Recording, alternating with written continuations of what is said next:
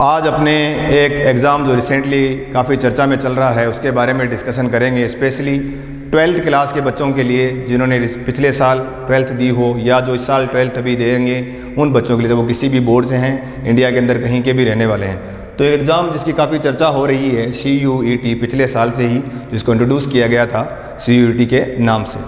पहले थोड़ा सा ब्रीफ मैं बात करूं कि CUET है क्या। जैसा कि हम सब जानते हैं, CUET एक कॉमन यूनिवर्सिटीज़ एंट्रेंस टेस्ट है कि भारत के अंदर, इंडिया के अंदर जितनी भी यूनिवर्सिटीज़ है, स्पेशली सेंट्रल यूनिवर्सिटीज़, जो भी सेंट्रल यूनिवर्सिटीज़, क्योंकि अभी तक इसके अंदर सिर्फ सेंट्रल यूनिवर्सिटीज़ जो गवर्नमेंट ऑफ इंडिया के अंदर रिकॉग्नाइज है, सिर्फ इसके अंदर उन्हीं का एडमिशन हो रहा है। तो सेंट्रल यूनिवर्सिटीज़ के लिए था पहले तो, बट बाद में इसको कॉमन यूनिवर्सिटीज़ एंट्रेंस टेस्ट बना दिया गया कि इंडिया के अंदर जितनी भी यूनिवर्सिटियाँ हैं, चाहे वो सेंट्रल गवर्नमेंट के अंदर में है, चाहे वो स्टेट गवर्नमेंट के अंडर में है, चाहे वो कोई डीम्ड यूनिवर्सिटी है, जो कोई भी यूनिवर्सिटी है, वो इस क्राइटेरिया के अंदर, उसका जो अंडर ग्रेजुएट और पोस्ट ग्रेजुएट के अंदर जो एडमिशन का क्राइटेरिया है वो तभी होगा जब वो एग्ज़ाम दे पाएगा।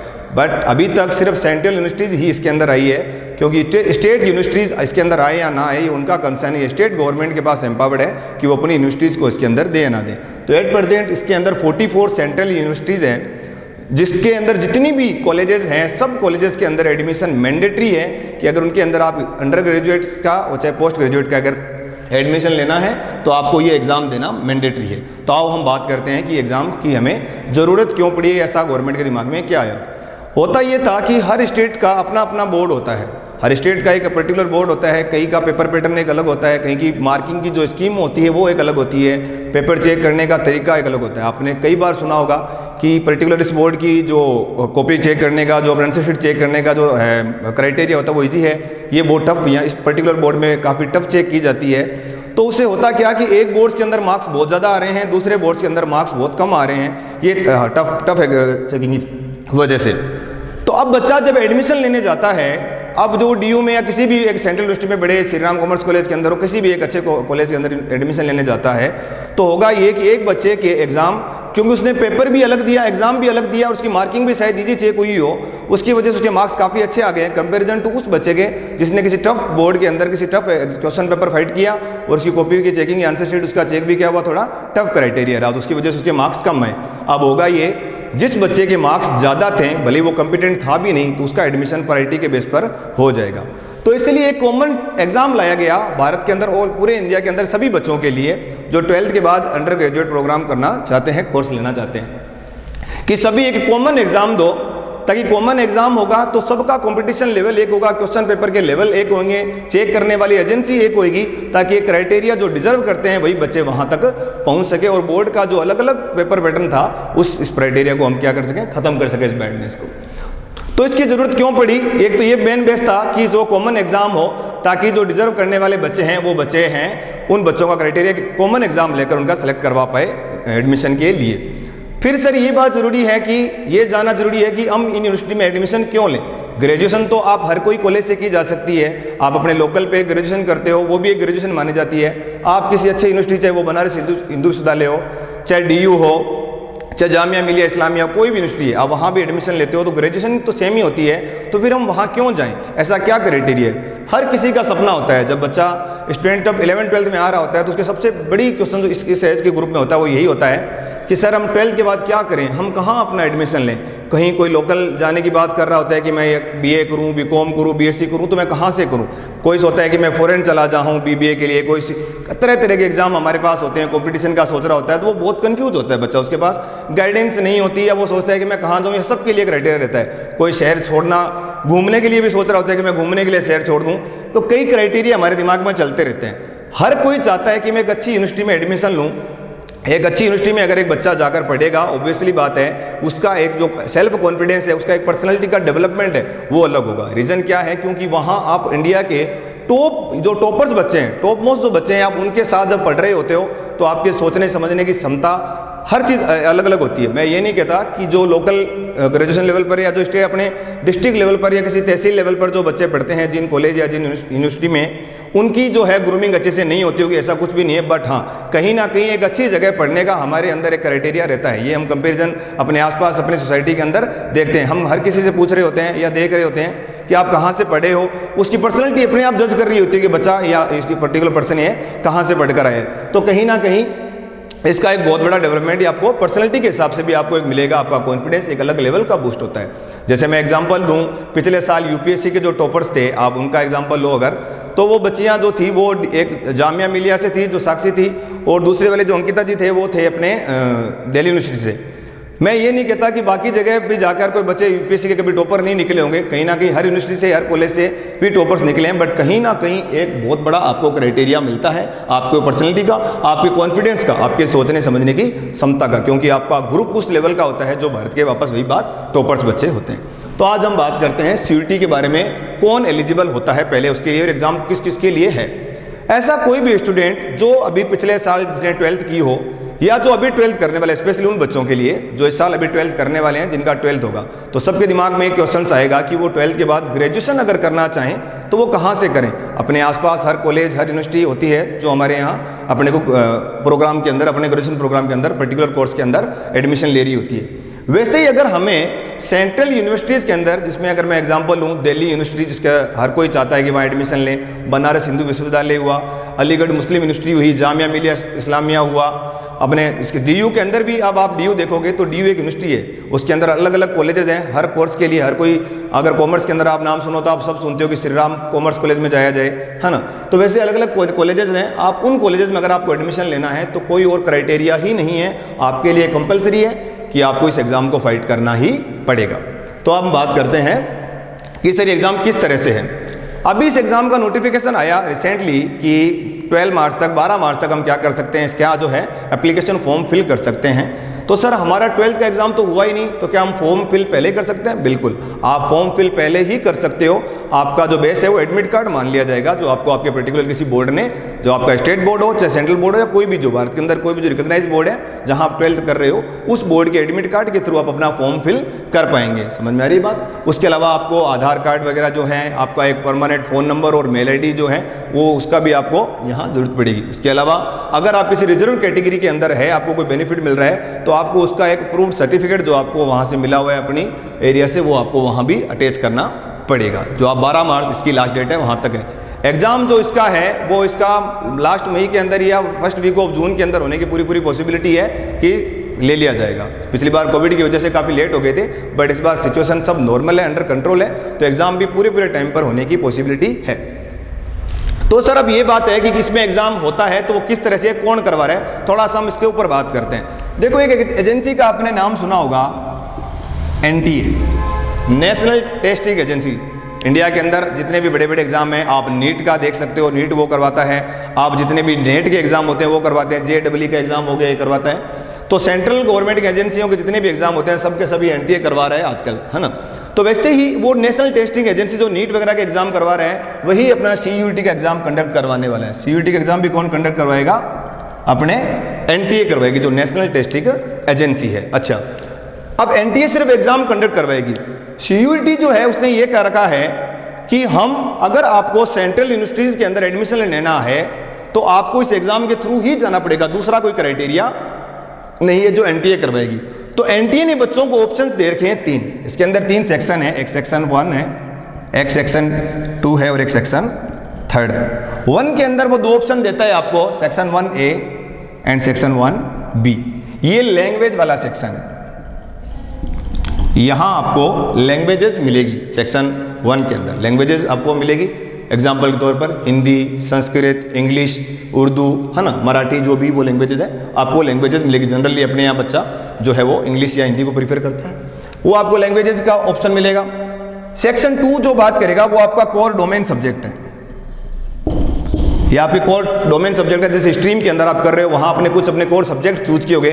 जैसे एग्जाम्पल है साइंस का तो फिजिक्स, केमिस्ट्री, बायोलॉजी या मैथ जैसे एटसेट्रा ऐसे सब्जेक्ट्स आपके पास होंगे।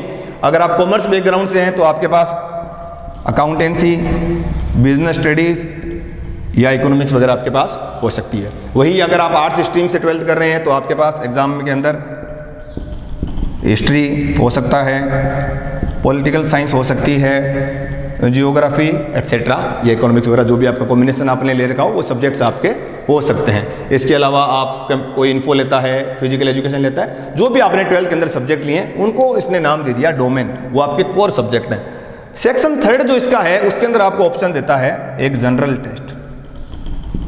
ये आपके सिलेबस की पार्ट नहीं है। ये जनरल टेस्ट के अंदर आपसे क्या पूछा जाएगा, इसके अंदर आपको करंट, जीके, आपको रीजनिंग, बेसिक से बहुत बेसिक रीजनिंग आती है।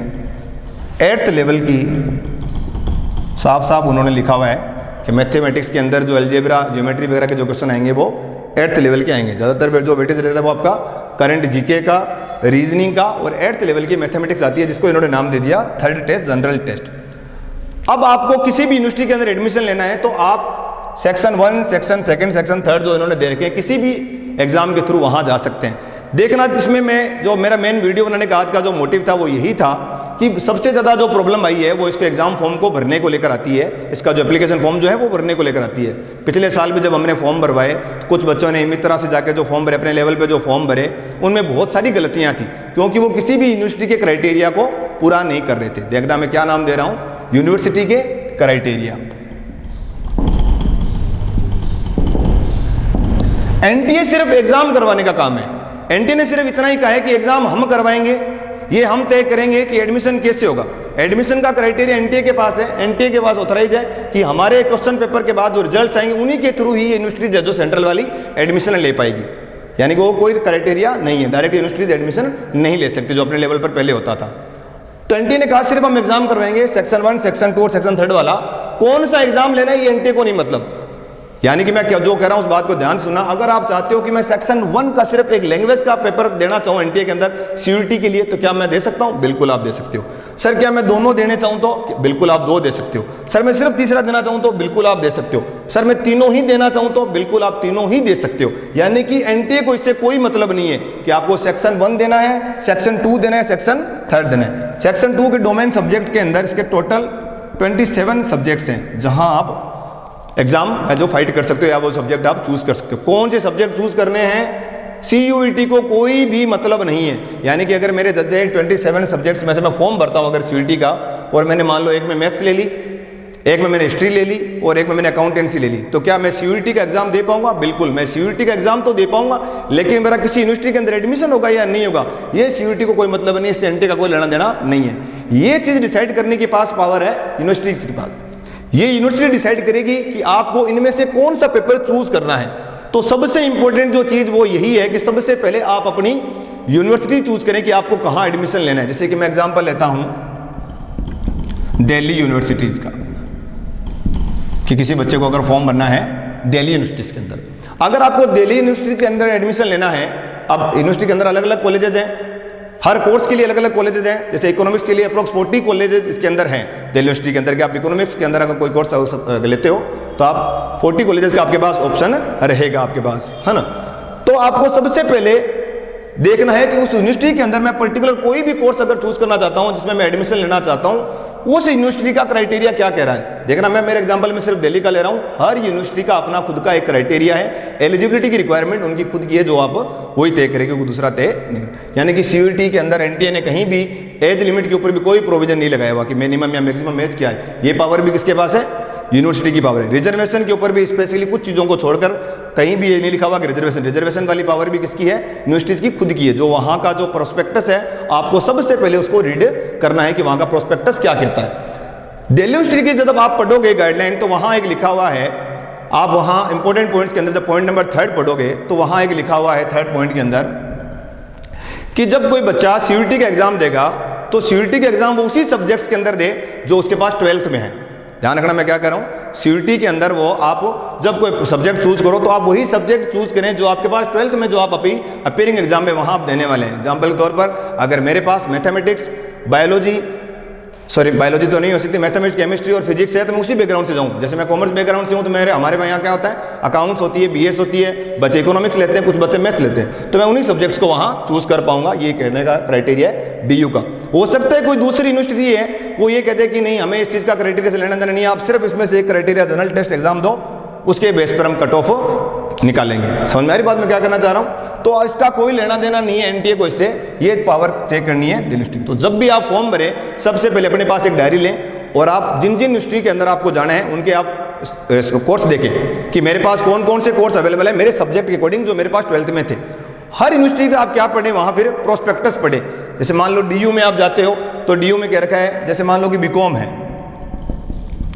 आप DU में बीकॉम करते हो तो बीकॉम के अंदर वो आपको DU कहता है एक जगह कॉम्बिनेशन देता है आपको A और B कि आप इन दोनों में से कोई चूज कर लो।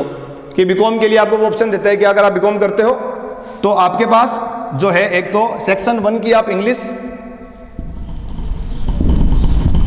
सेक्शन 1 में इंग्लिश स्पेसिफाई कर दी उन्होंने, सिर्फ एक लैंग्वेज, कौन सी लैंग्वेज कि आप सेक्शन 1 की इंग्लिश लैंग्वेज चूज कर लो। उसके बाद में प्लस डोमेन के अंदर, जो डोमेन है उसके अंदर आप अकाउंटेंसी चूज कर लो, कि आप अकाउंटेंसी चूज कर लेते हो। उसके अलावा आप और कोई भी 2 सब्जेक्ट, जो DU के अंदर 2 लिस्ट बनी हुई है, एक लिस्ट का नाम है B1 और दूसरी लिस्ट का नाम है B2। जितने भी अपने कोर सब्जेक्ट्स होते हैं वो दिल्ली यूनिवर्सिटी की लिस्ट के अंदर B1 के अंदर सारे मिल जाएंगे, जैसे biology, physics, chemistry, accountancy, BS। B2 के अंदर अपने फिजिकल एजुकेशन हो गया, नॉन कोर सब्जेक्ट जो अपने होते हैं, योगा हो गया, है ना, वो सब्जेक्ट्स आपको B2 के अंदर मिलेंगे। B1 ही मेन क्राइटेरिया, आप चाहो तो सारे के सारे सब्जेक्ट B1 में से ले सकते हो। यानी कि अगर आपको DU के अंदर बीकॉम के अंदर एडमिशन लेना है तो आपको किसी भी केस के अंदर जनरल टेस्ट देने की रिक्वायरमेंट बिल्कुल भी नहीं है। आप बिना जनरल टेस्ट दिए हुए आप इस क्राइटेरिया से बीकॉम के अंदर वहाँ एडमिशन ले पाओगे। सेम का सेम ये क्राइटेरिया वहाँ BA वाले बच्चों के लिए है। BA वाले बच्चों के लिए ज़्यादातर सभी बच्चों के लिए कॉमन यही क्राइटेरिया है कि आप वहाँ जाते हो तो आपको एक पास वही ऑप्शन है कि आप क्या चूज करते हो।